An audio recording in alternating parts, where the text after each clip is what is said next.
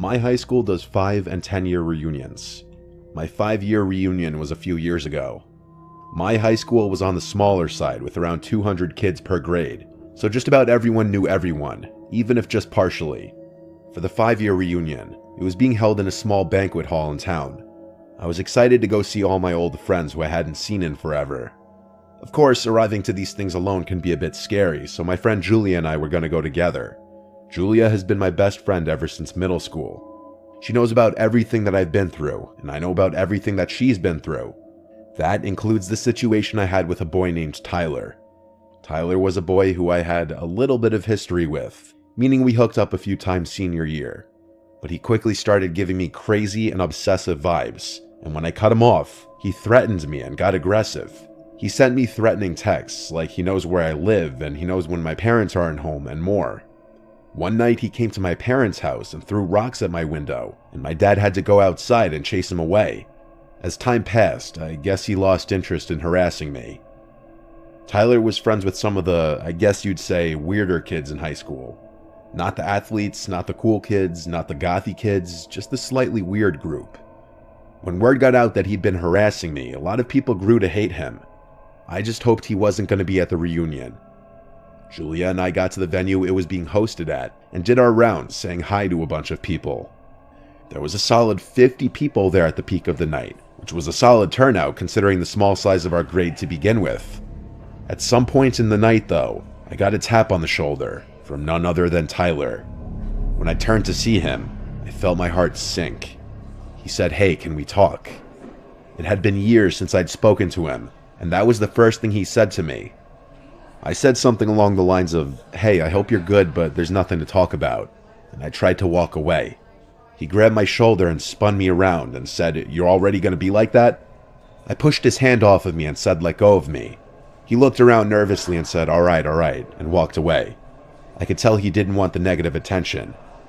This now ruined the mood of the night for me, as I had to try my hardest to avoid looking at or going anywhere near Tyler. I noticed he was with one of the kids I remember him hanging around in high school. I got into a conversation with Julia and a few other girls about the situation with Tyler, and how he just grabbed me moments ago.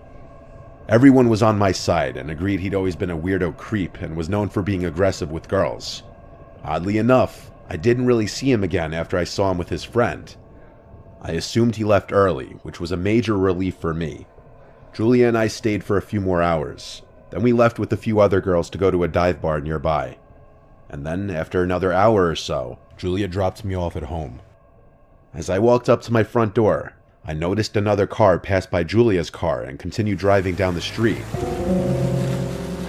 Considering the hour and how quiet the street is, that was concerning. It was a Jeep Cherokee. Maybe it was paranoia, or maybe I was rightfully curious, but the next day I looked up Tyler's Instagram. He was private. I requested to follow him with my fake account, which, yes, I have for situations like this. He accepted my follow request, but I couldn't see any pictures of a Jeep, or any car for that matter.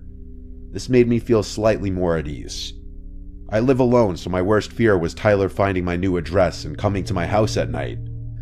The next day, Tyler DM'd me on Instagram a long message, trying to manipulate me into seeing him. All these years later, he was still giving me obsessive, creepy vibes.